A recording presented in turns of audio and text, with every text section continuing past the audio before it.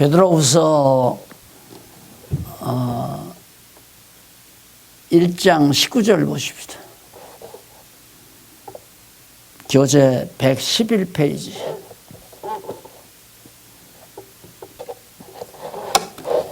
우리에게 더 확실한 예언이 있어 어두운 데 비추는 등불과 같으니 날이 새어 샛별이 너희 마음에 떠오르기까지 너희가 이것을 주의하는 것이 가하니라.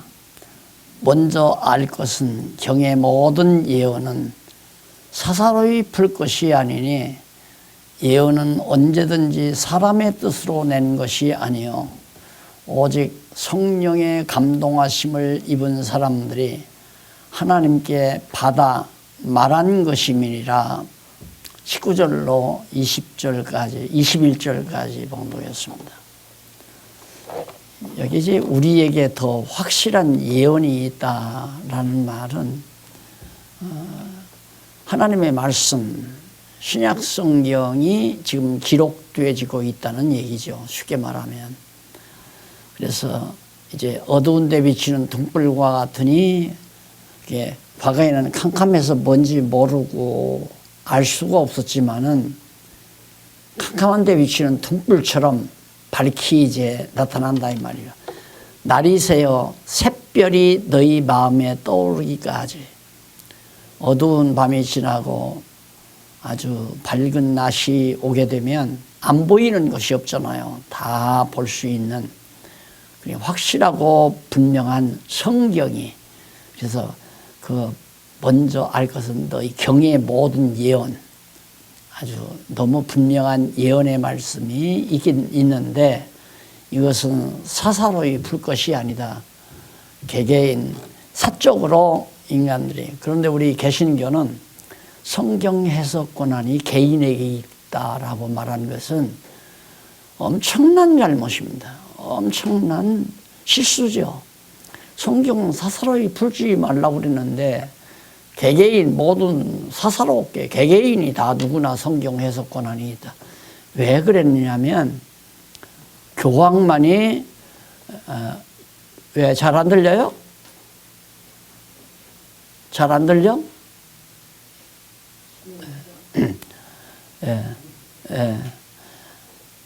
교황만이 이제 성경 해석 권한이 있다라고 그렇게 했기 때문에 그건 아니다라고 말하면서 이제 개인에게 돌려버린 거죠.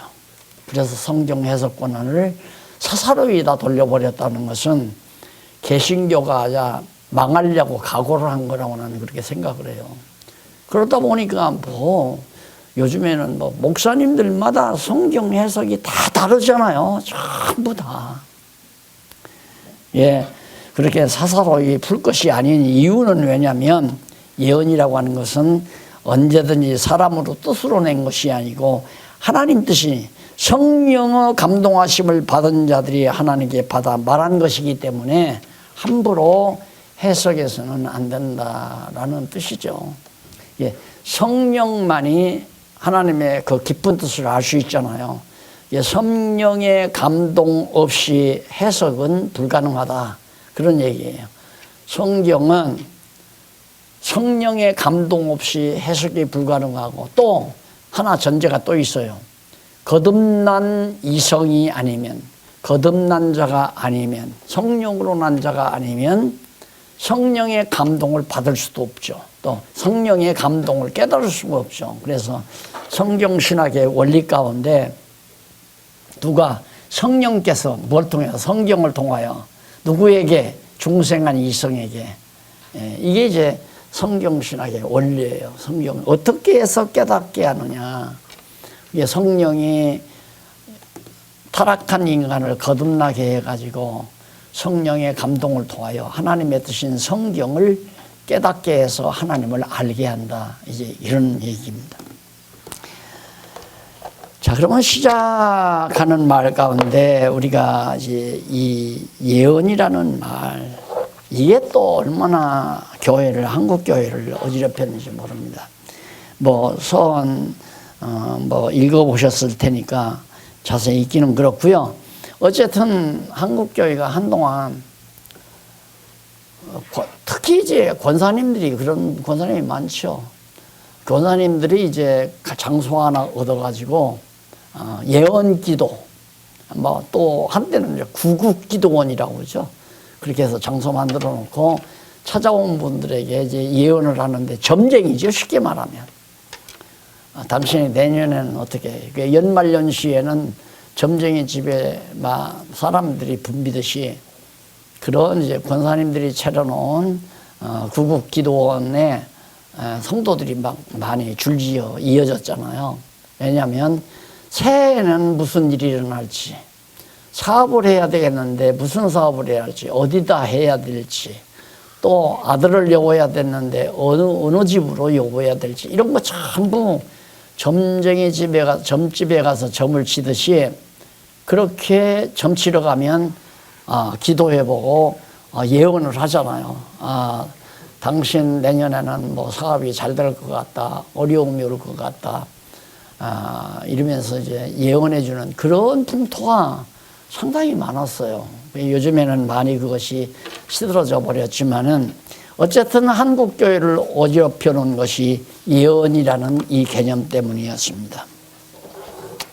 그래서 그 예언의 말의 뜻을 살펴보면요. 그 구약에서는 113페이지 나오죠. 구약에서 예언은 히브리어로 명사 네부아라는 말을 써요. 스가랴 6장 14절인데 그 어원이며 네부아라는 말이 어원인데 이는 예언 혹은 예언된 말씀, 권면을 뜻합니다. 그래서 동사로는 니바, 단순 제기 또는 히트나바,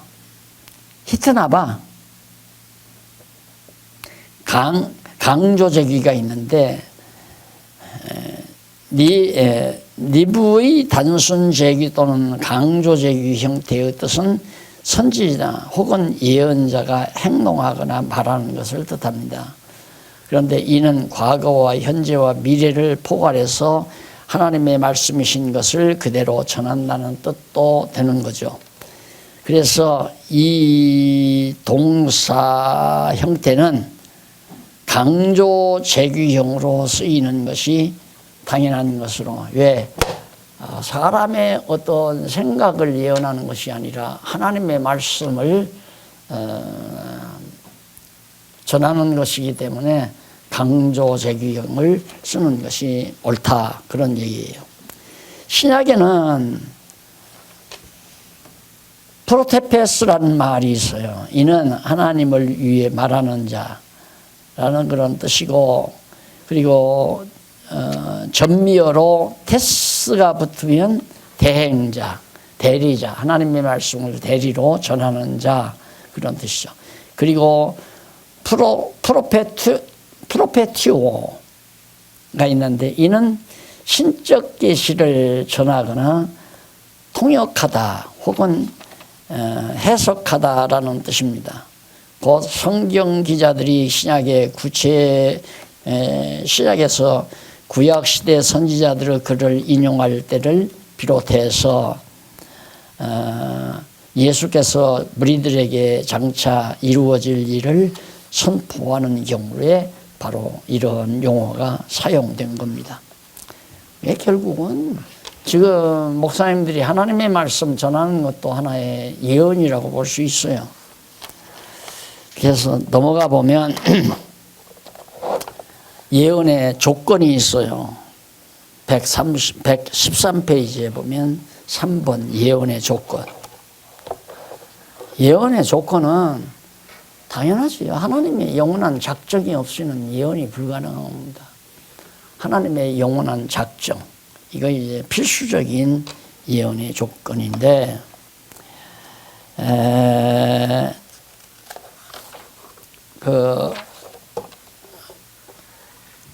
성경적인 예언은 근본적으로 갖추어야 할 몇 가지 중요한 선행 조건이 있습니다. 그것은 여러 가지 측면에서 언급할 수 있으나 그 근본적인 조건은 하나님의 영원한 작정과 그 작정에 따른 언약이죠. 그래서 제가 늘 그렇게 설명했잖아요. 작정, 그리고 이제 언약. 이건 하나님 스스로 작정. 여기는 언약은 대상이죠. 대상이 있는데 그 대상이 열조. 이스라엘의 열조. 열조나 족장. 족장이 이제 뭐 아담도 가인도 아벨도 또 아브라함도 족장들 아니에요. 아니 저 모세 이런 분들이 다 족장이고, 열조는 아브라함과 이삭과 야곱이 열조라고 할 수 있고요. 그다음 언약의 기초에서 선지자들이 바로 예언을 하잖아요. 예언. 그러니까 이 예언의 전제 조건이 뭐냐면 언약, 하나님의 작정과 언약이다. 하나님의 작정과 언약이 없이는 예언이 불가능한 거죠. 그런데 만약에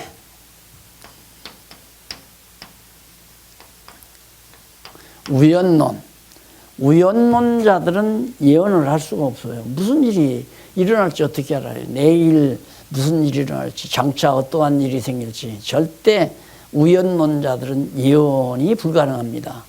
그러나 하나님의 작정과 언약은 예언의 근본 기초니까 가장 제1차적인 근원인 조건은 작정이고 2차적으로는 바로 하나님의 언약이다.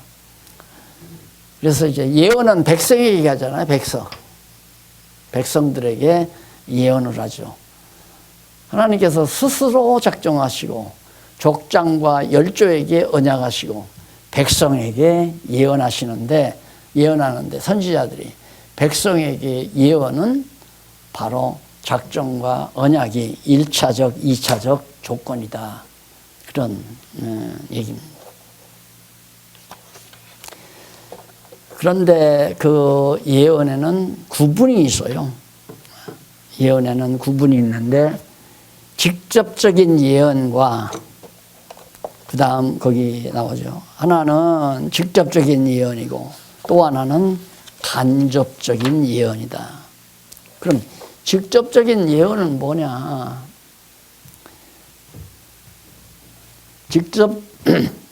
직접적인 예언은 예언하는 자가 예언의 내용을 하나님의 음성이나 환상 또는 꿈 같은 방법들로 직접 계시를 받아서 선포하는 이 직접적인 예언이에요.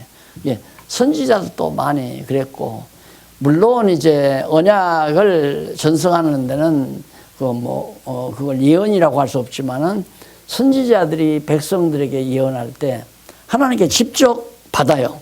그리고 모세가 기록해 놓은 율법서 5경 그걸 통해서 보고 예언할 수도 있죠. 그건 이제 간접적인 예언이라고 할 수 있어요. 하나님께 직접 받아서 예언하는 건 직접적인 예언. 간접적인 예언은 하나님께서 이미 열조들과 족장들에게 전해준 말씀을 기록해 놓은 언약의 말씀을 통하여 그렇게 언약했기 때문에 하나님은 장차 이렇게 주실 겁니다 라고 백성들에게 말할 때 그걸 이제 간접적인 예언이라고 할 수 있죠.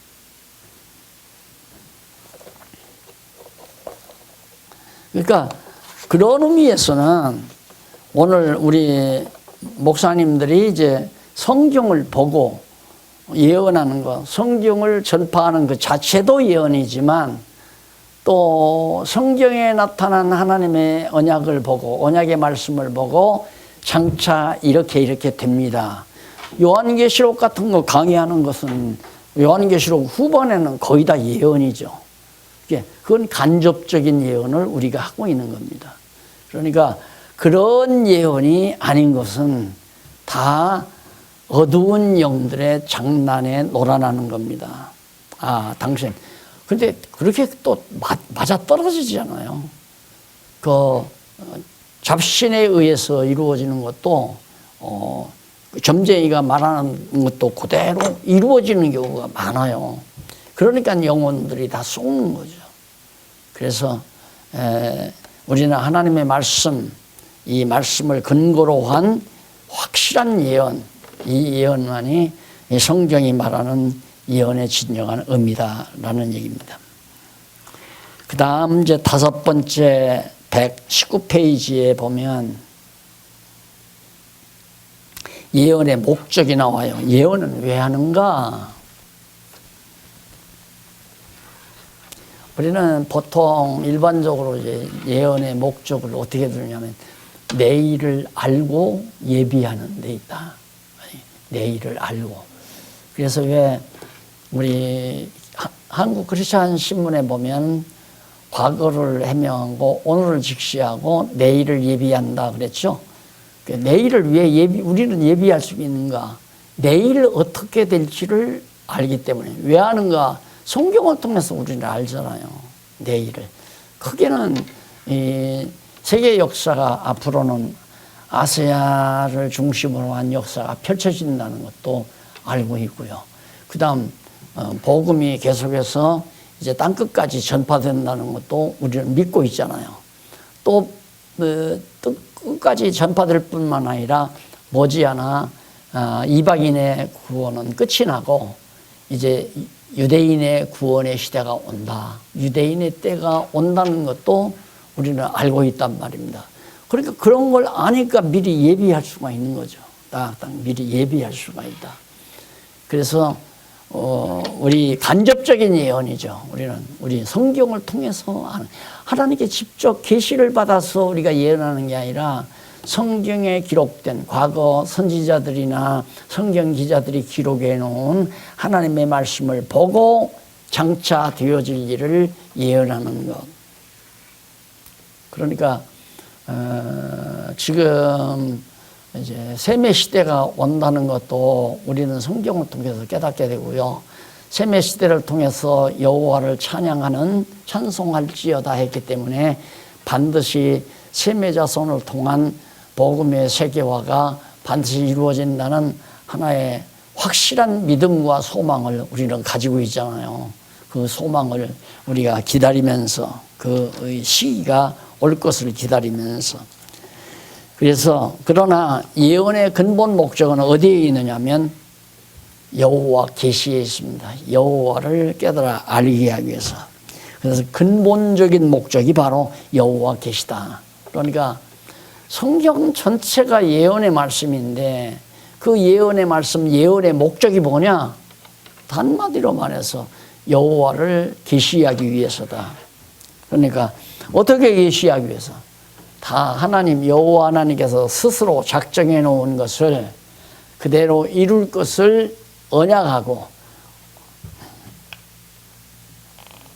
이룰 것을 언약하시고 언약대로 예언을 하게 하는 거죠. 예언하게. 언약했으니까 예언이 가능하잖아요. 그러면 예언을 왜 하는가? 언약대로 성취. 언약대로 성취함으로 누가? 여호와 계시. 여호와를 계시하는데 근본 목적이에요. 아주 근원적인 목적.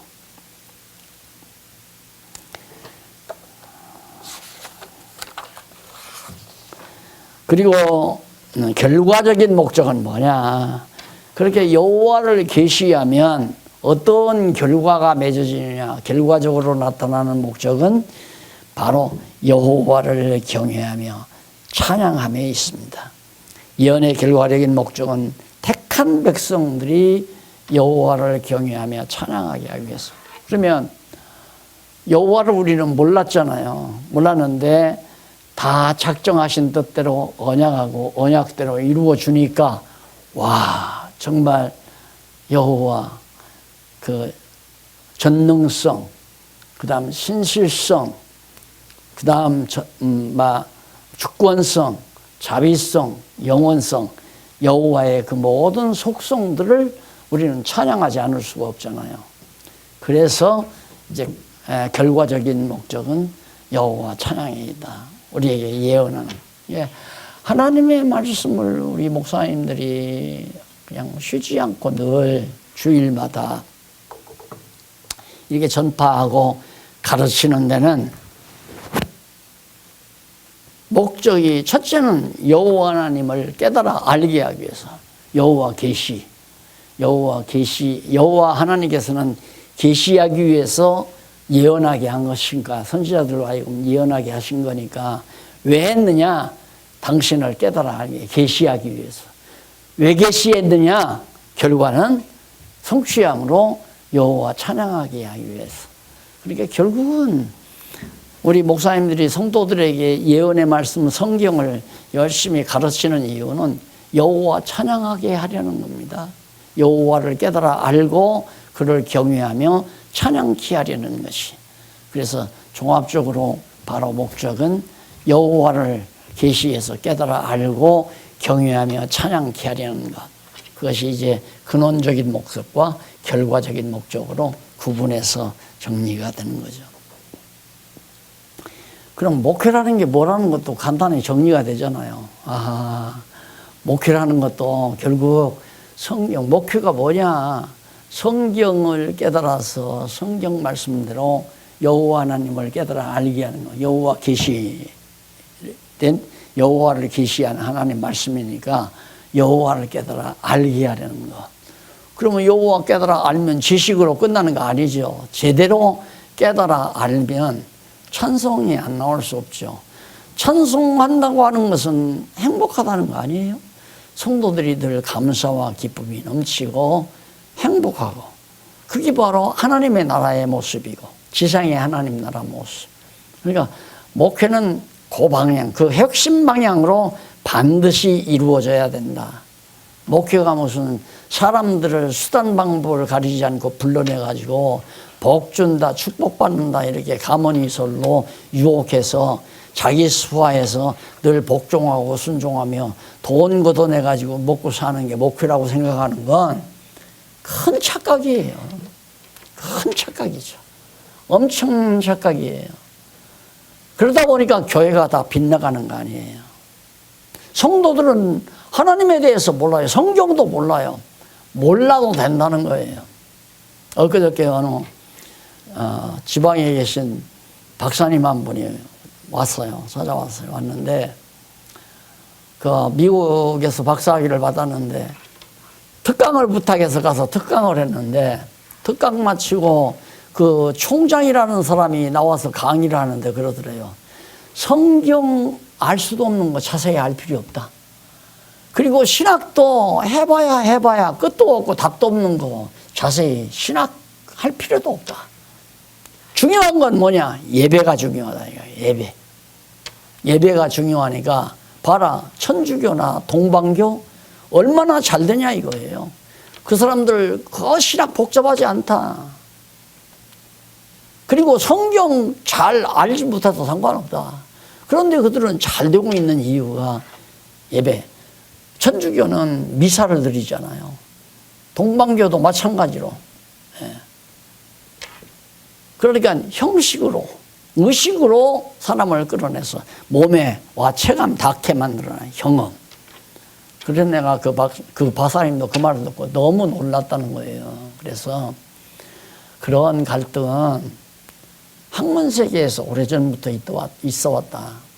이론과 실제, 이론과 실제, 이건 문제로 이론이냐 실제냐 행동이냐 지식이냐 이런 문제가 늘 격투를 해왔는데 결국에는 지식과 행동이 조화가 안 되니까 지식 따지지 말고 되는 대로 행동으로 옮겨라. 그러니까 자꾸 기독교 신앙을 갖다가 이론 체계를 세우려고 하지 말고 그냥 어떤 의식과 형식을 만들어서 그 의식과 형식 속에 모든 사람들이 따르도록 만드는 게 제일 최고다. 네, 너무너무. 이게 서구신학의 한계예요. 안 돼요. 그러니까 하나님의 말씀은 성경을 모르니까 신학을 해봐도 해답은 없고, 총장이라면 그래도 많이 연구했을 거 아니겠어요. 그런데 여기 예언의 시기가 나옵니다. 언제 예언을 하는가? 예언이 지금도 있는 것인지 아니면 없는 것인지에 대해 확고한 견해를 가지지 못한 이들이 너무 많죠. 그런가 하면 부활 승천하신 예수께서 성령을 통해 신약교회에 주신 은사 중에 예언의 은사가 있다고 하여 예언이 지금도 있다고 주장하는 자들이 많죠. 앞에서 우리 정리했죠. 예언의 시기에. 근데 여기서 이제 예언의 구분 앞에서 그렇게 예언했는데 말했는데 예언의 시기가 바로 여기 또 나오는 겁니다. 그뿐만 아니라 현재도 교회 안에서 하나님께 계시를 받아서 예언을 한다고 하는 자들이 있어 신앙생활에 많은 혼선을 부추기기도 하죠. 어젯밤 하나님께서 내게 말씀하시기를, 이거 유명하잖아요. 자기들 말로 몇십만을 끌어모았다고 그러는데 어젯밤 하나님께서 내게 말씀하시기를, 이게 근본적인 예언을 자기는 하고 하나님께 받아서 말한다는 얘기예요. 이게 얼마나 망동스러운 얘기입니까? 그게 수십만 영혼에게 통용이 된다는 얘기죠. 왜? 성경을 모르니까. 신학적으로 정리가 안 돼 있으니까. 이게 답답하질 아니에요? 한국교회가 그렇기 때문에 다 망한 거예요. 우리 목사는 뭐 예언도 못 하더라. 거기는 막 매일마다 어젯밤도 하나님께서 말씀을 하셨다는데 그 목사님에게, 야, 그 말씀 좀 들어보러 가자. 구름대처럼 모여 들어갔잖아요. 어젯밤 그 목사에게 하신 하나님의 말씀을 들으러. 성경에 기록된 하나님 말씀 들을 생각은 안 하고. 왜? 모르겠으니까. 성경에 기록된 하나님의 말씀은 알지를 못하겠다 이거예요. 그러니까 어젯밤 하나님께서 내게 말씀하신 그 말씀을 들으러 막 전국에서도 모이고 구름대처럼 모여가서, 이제는 그 시기도 많이 지나갔습니다만 아직도 그런 여운이 한국교회에 많이 남아있단 말입니다. 그래서 성경적인 예언은 그 성격에 따라 그 시기가 각각 다르다. 직접적인 예언은 하나님께서 선지자를 통해 선포하신 것이고, 간접적인 예언은 신약시대 교사나 복음 전도자를 통해서 선포하신 것을 말합니다.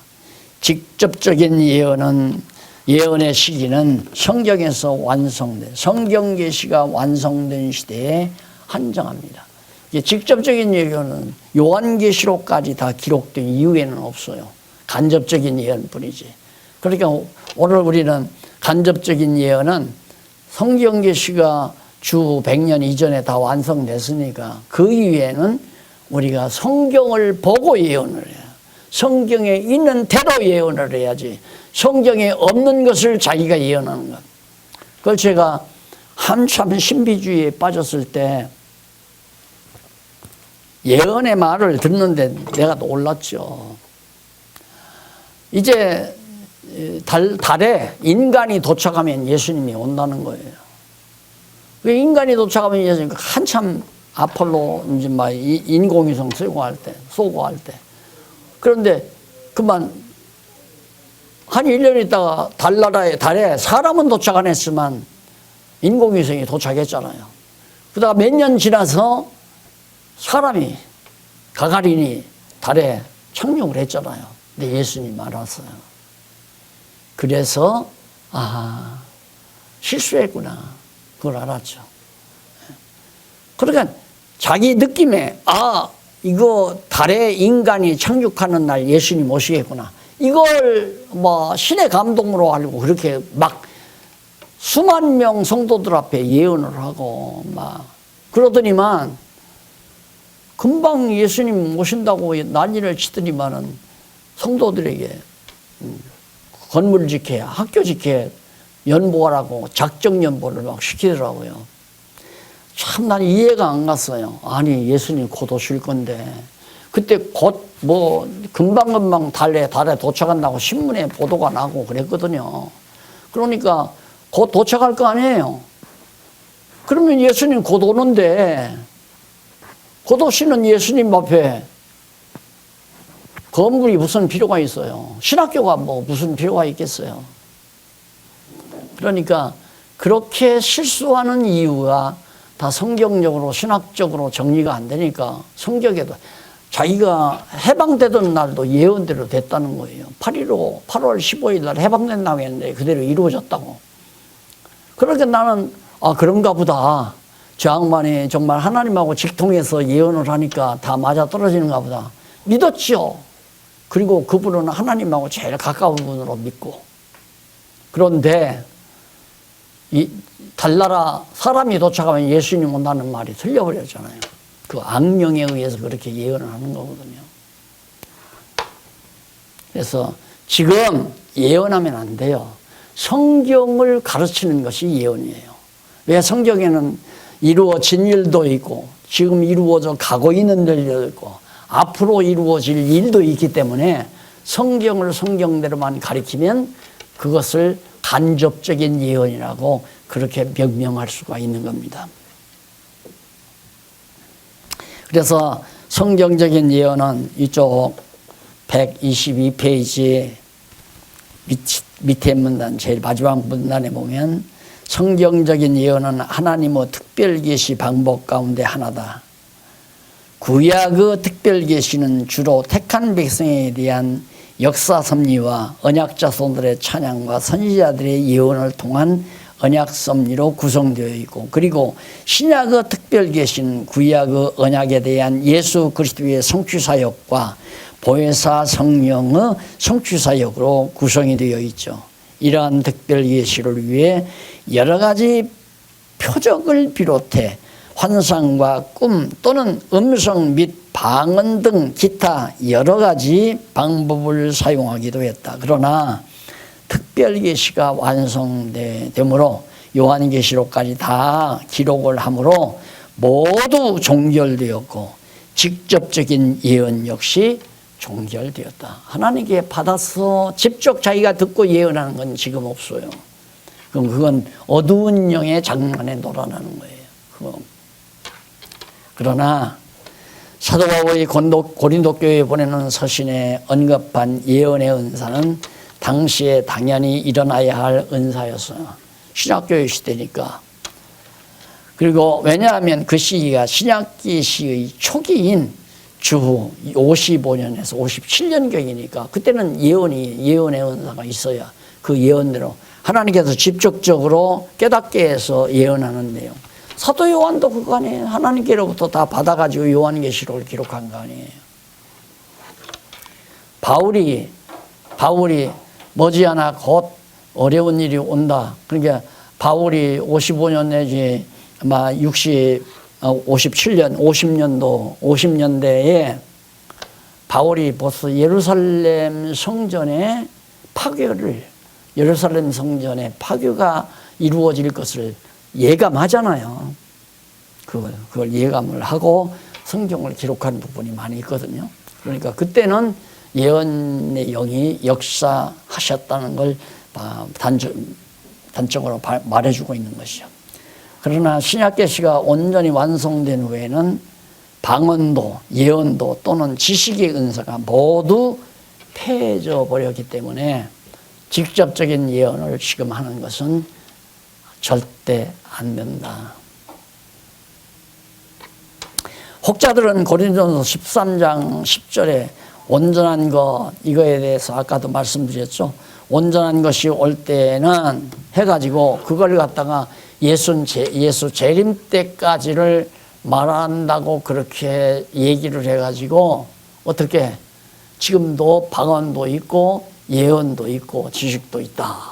이렇게 주장하는 그런 주석들이 거의 다 그렇게 주석들이 다 만들어져 있습니다.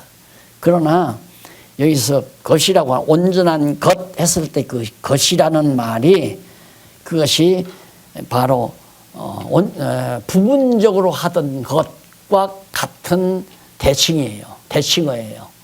그러니까 온전한 것은 부분적으로 하던 것의 대칭이니까 바로 부분적으로는 뭐냐? 바울 때만 해도 로마서, 고린도전후 이런 정도는 있지만은 요한계시록 없잖아요. 그때는 없었다 이 말입니다. 그러니까 아직도 부분적이죠.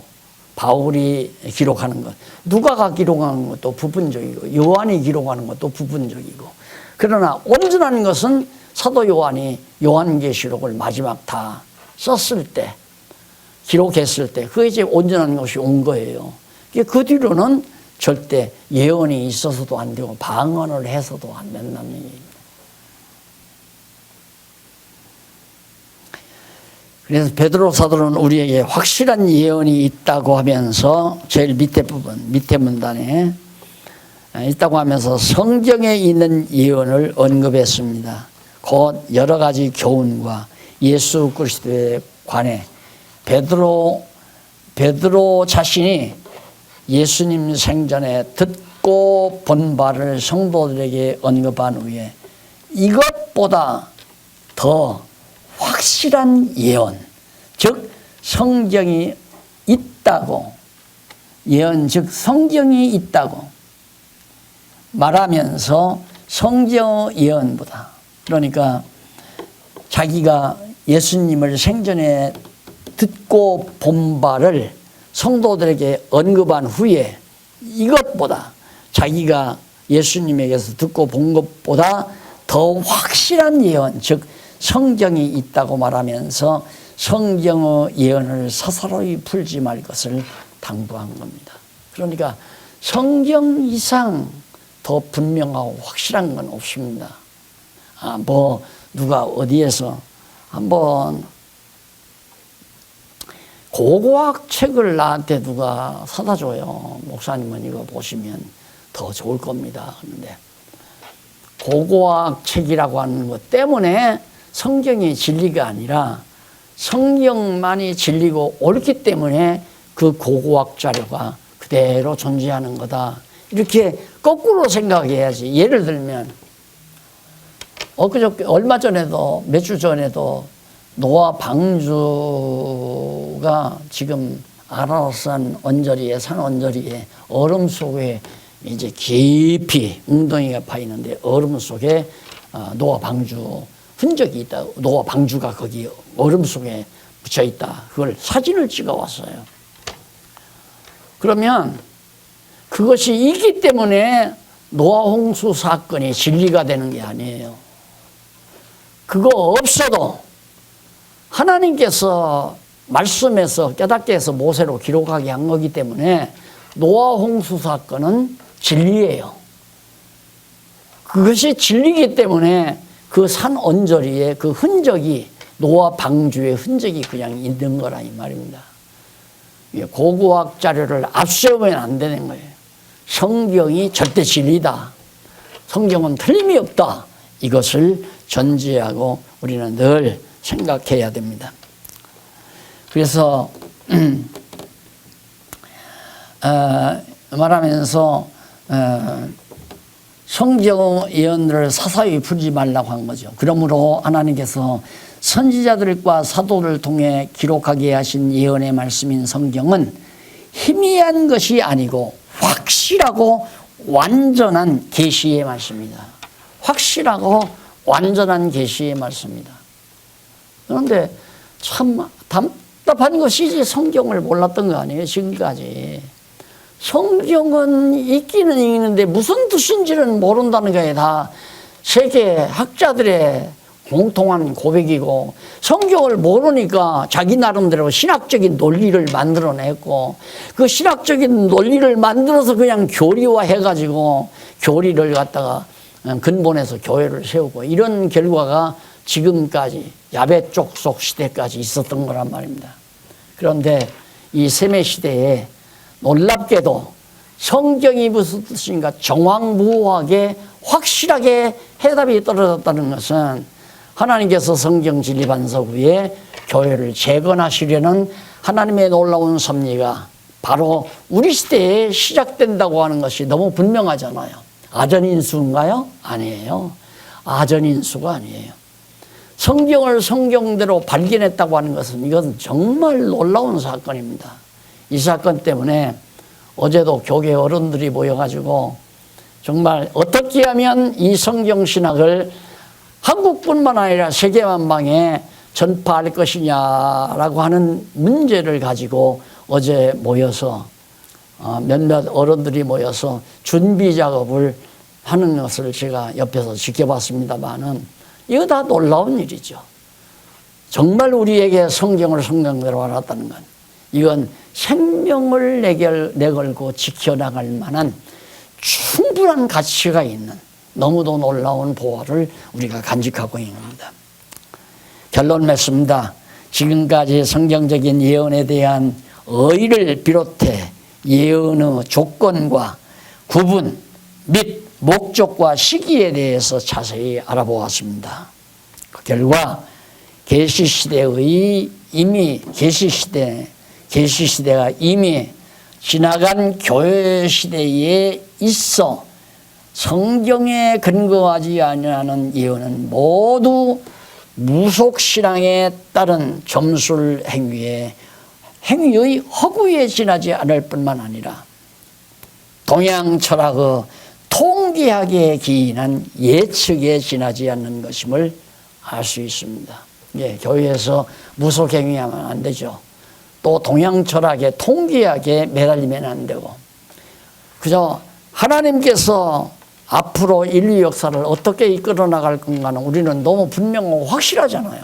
너무 분명하고.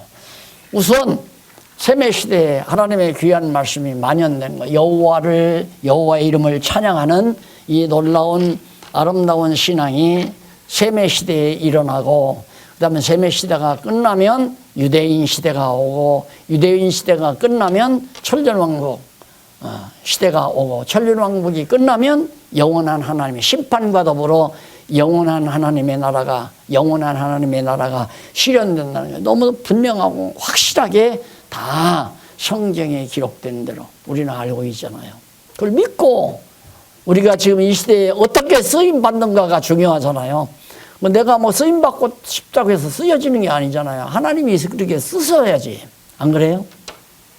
저는 사실 성경신학 총서 완간할 때까지만도 하나님 이걸로 족합니다. 여한이 없습니다. 더 바라는 게 없다 이 말이죠. 여한이 없으니까 한이 없어요. 한 맺힌 게 없다 이 말이에요. 여한이 없습니다. 그러면서 이제 나를 더 살려두시면 하나님 하시는 일 좀 보고 살고 싶습니다. 그 소원 했는데 하나님께서 아직도 나를 쓰시겠다니까 쓰시면 쓰임 받는 거고 안 쓰시면 내가 쓰임 써달라고 사정한다고 써주는 것도 아니잖아요. 우리들도 다 마찬가지고. 자, 이래서 마지막 성경 구절 데살로니가후서 2장 11절 한번 보십시오. 이러므로 하나님이 유혹을 저희 가운데 역사하게 하사 거짓 것을 믿게 하시면 하나님께서 유혹의 영을 정말 그 어두운 사람들 가운데서 역사하게 해요. 악령도 역사하게 한단 말입니다. 하나님이 허락 없이면 역사가 안 되죠. 사단도 하나님이 허락 없이는 욥을 괴롭히지 못하잖아요. 하나님 결제 맞고 욥을 괴롭히듯이 악령도 유혹의 영도 다 하나님이 주관하고 다스린단 말입니다. 그래서 저는 어두운 가운데 역사하게 해서 참 것을 믿게 하는 게 아니라 거짓 것을 믿게 해요. 참 하나님이 어떻게 그럴 수가 있어요? 안 그래요? 우리는 보통 생각하기를 하나님은 진리만 믿게 하고 거짓 것은 마귀가 믿게 한다고 생각하잖아요. 아니에요. 하나님께서 거짓 것, 잘못된 것을 믿게 만들어요. 왜 그러는가? 진리를 믿지 않고, 진리를 믿지 않는다는 말은 성경을 안 믿는다 이 말이에요. 성경만이 진리인데 진리를 믿지 않고 불의를 쫓아 의롭지 못한 것을 의롭지 못한 것을 좋아하는 모든 자로 심판을 받게 하려 하심이니라. 의롭지 못한 것을 쫓아 행하는 것, 올바르지 못한 것, 이게 얼마나 두려운 일이 하나님이 그렇게 놔두셨죠. 그러니까 우리 전 시대에도 하나님께서 한국교회를 그렇게 어두운 영에게 한바탕 맡겨가지고 거짓 것들을 믿게 만드는 거, 이런 것도 너무너무 안타깝고 좀 정말 아쉽지만은 하나님이 하시는 일을 우리가 어떻게 막을 수는 없잖아요. 자, 이렇게 해서 오늘 예언이란 무엇이고 또 은사란 무엇인가, 이 두 가지를 정리를 했습니다. 그러면 당연히 이제 복음이란 무엇인가 하고 그 다음 이제 믿음이란 무엇인가, 복음과 믿음에 대해서 다음 시간 또 만나기로 약속하고 오늘 강의를 마무리합니다. 기도하십시다. 영원히 살아계신 하나님 아버지, 은혜를 감사합니다. 때가 되므로 하나님이 정하신 뜻이 우리들 주변에서 우리들 시대에 아름다운 하나님의 계획과 작정이 이루어져 가는 것을 보면서 너무너무 감사와 찬양을 주께 돌리지 않을 수 없습니다. 사랑하는 귀한 동역자분들, 지금까지 하나님의 귀한 말씀으로 무장을 시키셨습니다. 선한 일에 하나님의 선하신 뜻에 쓰시려는 하나님의 섭리로 알고 정말 감사와 찬양을 함께 주 앞에 돌립니다. 앞으로 하나하나 이루어져 가는 모든 일들을 통하여 모든 영광이 하나님께만 돌려져 가게 하시옵소서. 예수님의 이름으로 기도드립니다. 아멘.